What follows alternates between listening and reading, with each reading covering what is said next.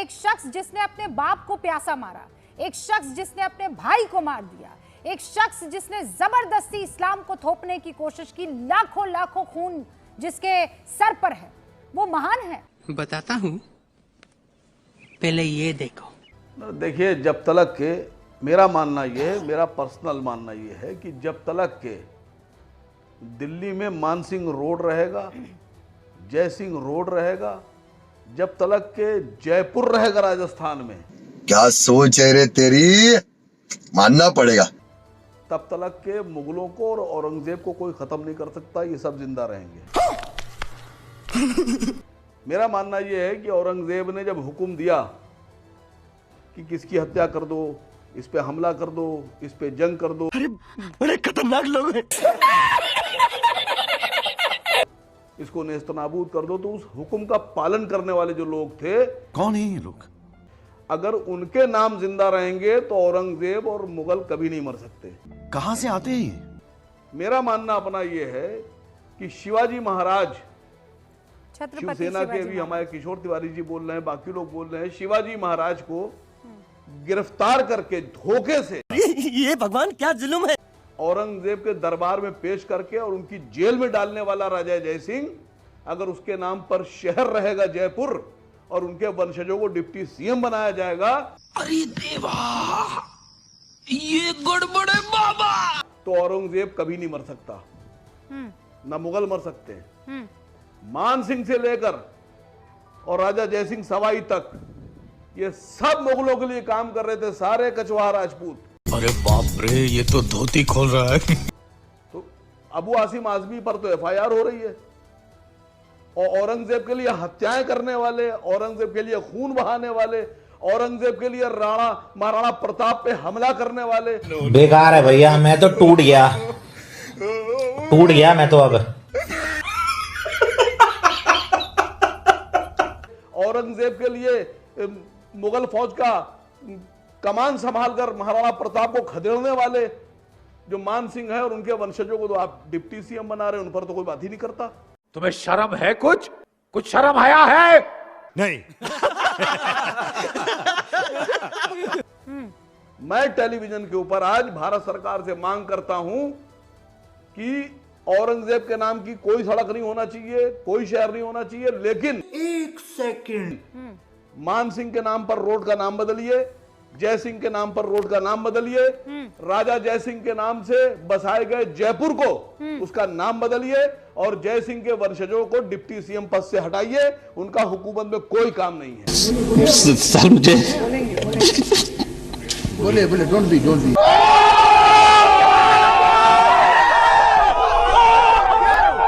औरंगजेब का नाम हटा देंगे जिन्होंने जली ना, तेरी भी जली ना।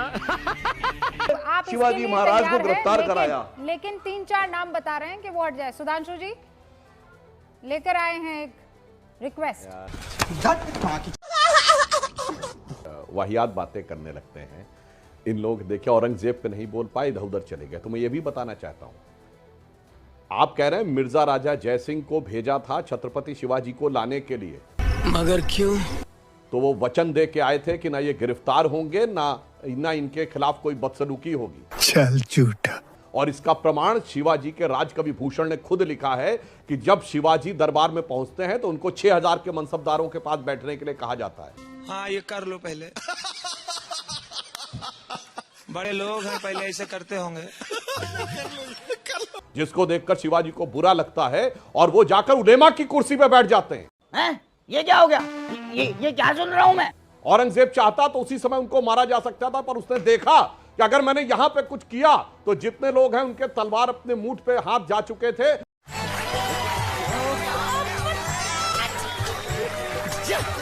यहां पे खून खराबा हो जाएगा, इसलिए इतना अपमान सहकर वो चुप रहा, जिसको भूषण ने लिखा है कि सबन के ऊपर जो ठाड़े राखिबे के जो। झूठ बोलो, बार बार झूठ बोलो, जो भी बोल सकते हैं सब झूठ बोलो। जो सबसे ऊपर खड़े रखने के योग्य था, ताहिक ठाड़ो कियो 6000 के नियरे, उसको 6000 के मनसबदारी के साथ खड़ा किया। जानगर गमन गरल गुस्सा उर धारी, यानी गुस्सा उर में धार कर, कीन्हो न सलाम न वचन बोले सियरे। शिवाजी ने ना उसको सलाम किया, ना कोई अच्छे वाक्य बोले, कुछ भी कुछ भी। और भूषण भनत महावीर बलकन लाग्यो, और सारी पातशाही के उड़ाए गए जियरे, और तमक के लाल मुख सिवा का निरख बहे, स्याह रंग नवरंग सिपाह मुख पियरे। हमको नहीं पता।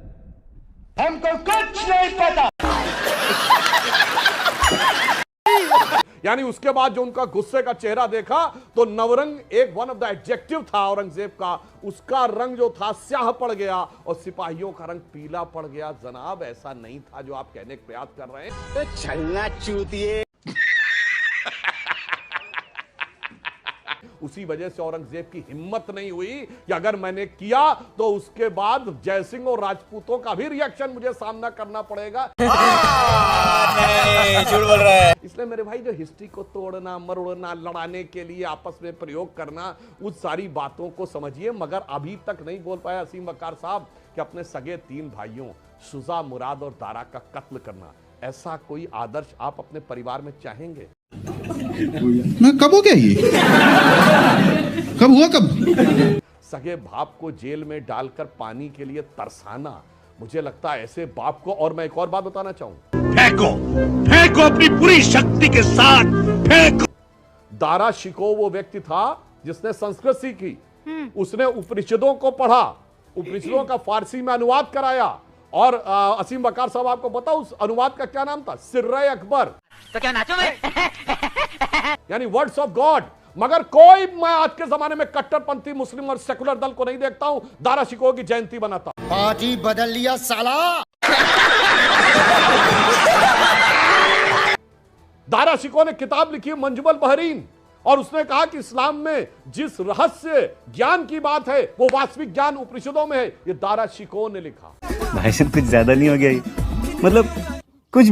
और काशी के पंडित राज जगन्नाथ से उसने संस्कृत सीखे। कोई सेकुलरिज्म का सूरमा जो कहता है मैं गंगा जमुनी तहजीब को मानता हूं, वो दारा शिकोह की जयंती नहीं मनाता। चल बस, रुलाएगा क्या? उन 2007 में 300 साल हुए थे औरंगजेब। निकल उड़े, पहली फुर्सत में निकल। ये जो सवाल उठ रहा है ये केवल सुधांशु त्रिवेदी की तरफ से नहीं उठ रहा है, बहुत से लोग हैं जो ये जानना चाहते हैं। क्या क्या क्या क्या? कट्टर, विलन नुमा, क्रूर, ये सब क्यों आप लोगों के हीरो हैं? क्यों? आप करें तो रासलीला, हम करें तो कैरेक्टर डीला। और मैं सियासतदानों की बात कर रही हूँ। क्यों ठूसना चाहते हैं आप लोगों के जहन में कि ये आपके हीरो हैं? अभी बताता है भाई, अभी बताता है। अभी उंगली किया ना, अभी बताता है। अरे बात तो सुनने दीजिए, मेरी कहने दीजिए मुझे। आपके चैनल पर सुधांशु त्रिवेदी ने ये एक्सेप्ट कर लिया कि राजा जयसिंह औरंगजेब के लिए काम कर रहे थे। देखा आपने लापरवाही का नतीजा है। एक्सेप्ट कर लिया उन्होंने, उनका बहुत बहुत शुक्रिया सच बोलने के लिए। दूसरी बात, राजा मान सिंह ने हल्दी घाटी में महाराणा प्रताप के ऊपर अटैक किया फौज लेकर मुगलों की। बात तो सही है। और महाराणा प्रताप को भागना पड़ा और जंगलों में रहना पड़ा। इस पर क्या कहेंगे आप? अरे बस कर, रुलाएगा क्या? मैं तो खाली सीधी सी बात कर रहा हूं कि अगर औरंगजेब क्रूर था तो उसके इशारे पर हत्या करने वाले, जंग करने वाले, लूटने वाले, भाई औरंगजेब आप कह रहे लुटेरा था, तो उसकी जो लूट करते थे लोग, उसकी फौज में जो लुटेरे थे, उनको आप क्यों बख्श रहे हैं? कौन है ये लोग? कहां से आते हैं? हाँ, उनको मैं कह रहा हूं कि औरंगजेब के लिए काम जली ना, तेरी भी जली ना। करने वाले एक व्यक्ति का हिसाब होना चाहिए। असीम मान सिंह के नाम रूबिका जी एक लाइन बोल दीजिए। ये खेल मत कीजिए, आप इधर उधर की बात ना करें। औरंगजेब पर आपका क्या विचार है, पहले ये बता दीजिए। तू समझा? हाँ। नहीं, तू समझा नहीं। रूबिका जी एक लाइन बोल दो। एक लाइन विचार है। मैं तो कह रहा हूँ औरंगजेब तब तक, मैडम मैं कह रहा हूं जब तक मान सिंह रोड रहेगा नाम, जब तक जयसिंह रोड जिंदा रहेगा, जब तक जयपुर रहेगा, जब बीच में ना बोल, तक जयपुर के और कछवाहों बीच में ना बोल, वंशज रहेंगे, जब तक के डिप्टी सीएम रहेंगे, तब तक औरंगजेब को कोई नहीं मार सकता। औरंगजेब के प्यार को बचा नहीं पाएंगे। बहन डर गई, बहन डर गई, बहन डर। सीसगंज जहां पर है ना, जिस दिल्ली में, जिस लुटियंस दिल्ली में, ये इस देश की खासियत है, वहीं पर औरंगजेब लेन भी है, समझे आप? तो जब तक ये रहेगा वो रहेगा, ये सब ज्ञान यहां मत दीजिए। बड़ी जल्दी मान गई ये बात। लेती हूँ असीम भाई। देखिए असीम वकार साहब, आपने बड़ा वाजिब सवाल किया। देखिए बात कि ये भाई समझिएगा, आपने मैं तो- सुनिए, आपने बहुत अच्छी बात मैं कही। तो आपने ये कह रहा कहा हूं। राजा जयसिंह उनके साथ थे तो उस पर क्या मैडम कहेंगे? मेरी अब बात मेरा तो आप सुन लीजिए, जवाब सुन सुधांशु भाई, लीजिए मैं एक ना, लाइन असीम बोल दूं वकार फिर साहब। बोल लीजिएगा आप। अच्छा, देखिए, एक लाइन पूरी बोलने बात दीजिए। ये है। सुधांशु जी, सुधांशु एक बार भाई, एक एक लाइन लाइन बोल बोलने दूं, फिर दीजिए। बोलिएगा। हाँ, बोल लीजिए, बोल लीजिए। चुप कर पे कुत्ते। देखिए मैं तो ये कह रहा हूं कि जिस आदमी ने शिवाजी महाराज को धोखे से फंसाकर गिरफ्तार कराया और जिस आदमी ने महाराणा प्रताप को उन पर हमला कर दिया हल्दी घाटी में और उनको जंगल भागना पड़ा मजबूर होकर, घायल होकर। यही नहीं, अभी और सुनिए। मैं तो कह रहा हूं उस आदमी के बारे में बोल रहा हूं कि वो मुगलों के लिए काम कर रहा था, औरंगजेब के लिए और मुगलों के लिए काम कर रहे थे जो लोग, उनको आप लोग क्या समझते हैं? ये बड़ी अच्छी बात कही आप। सुधांशु क्या उनके खिलाफ बोलना गुनाह है?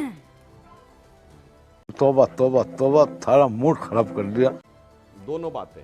अब देखिए, अब असीम वकार साहब ने बहुत वाजिब सवाल किया है कि मान सिंह और जय सिंह के बारे में वो क्या, हम लोग क्या कहना चाहेंगे। बहुत आपको उपयुक्त जवाब देता हूं। पहली बात, मिर्जा राजा जय सिंह ने अयोध्या में राम मंदिर के इलाके का पट्टा औरंगजेब के जमाने में अपनी आप लिखवाने का प्रयास किया था, वो अलग बात है। कौन कह रहा माखी बहुत सही आपने कहा। अरे जब छत्रपति शिवाजी महाराज और मिर्जा राजा जय सिंह में बटे तो औरंगजेब के हाथों कटे। शाबाश। जब राजा मान सिंह और महाराणा प्रताप के बीच में बटे तो अकबर के हाथों कटे। जब जयचंद और पृथ्वीराज के हाथों बीच में बटे तो मोहम्मद गोरी के हाथों कटे। कौन है ये पागल आदमी? तो हम ये कहेंगे लाखों दर्शकों से, जब जब बटे तब तब कटे, तो आगे भी बटेंगे तो कटेंगे और एक रहेंगे तो सेफ रहेंगे। Emotional damage. बस इतिहास हमें यह दर्शाता है। मुझे लगता है आपको और अपने बोल दूं सवाल सर? का जवाब मिल गया। बहुत तेज हो रहा है, बहुत तेज हो रहा। कटने पे एक लाइन बोल दूं सर? हाँ, बोल दीजिए। इस बटने कटने पे एक लाइन बोल दूं सुधांशु जी? देखिए, भाग भाग नहीं पाइएगा आप जवाब देने से, भाग भाग नहीं पाइएगा आप जवाब देने से, भाग भाग नहीं पाइएगा आप जवाब देने। गजब बेइज्जती है। अब तू गया बेटा, अब तू गया, देख तेरी औकात मैं दिखाता हूँ तुझे। अकबर से लेकर और बहादुर शाह जफर तक, ये सब जितने थे, इनकी सबकी बीवियां राजपूत थी। क्या बात कर रहे हैं? सबकी बीवियां राजपूत थी। आपकी औकात बता रहा हूँ सर, बुरा नहीं मानना सर। सबकी बीवियां राजपूत थी। ऐसा नहीं हो सकता, कह दो कि ये झूठ है। सबकी बीवियां राजपूत थी। इनकी किसी की बीवी तो अबू अब तो आसिम फिर आजमी कोई की खालिद रिश्तेदार नहीं मुसलमान थी। रहा ही नहीं। इनकी किसी की बीवी आसिम वकार की रिश्तेदार नहीं थी। समझ रहे हो? समझ रहे हो आप? समझ रहे हो ना?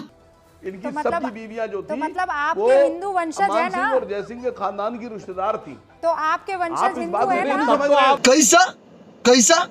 असीम वकार सुनिए, साहब, तो आप खालिद तब तो आपने मुसलमान नहीं रहे औरंगजेब ना, की- वो पक्के वाले। औरंगजेब का खालिद मुस्लिम होने पर ही।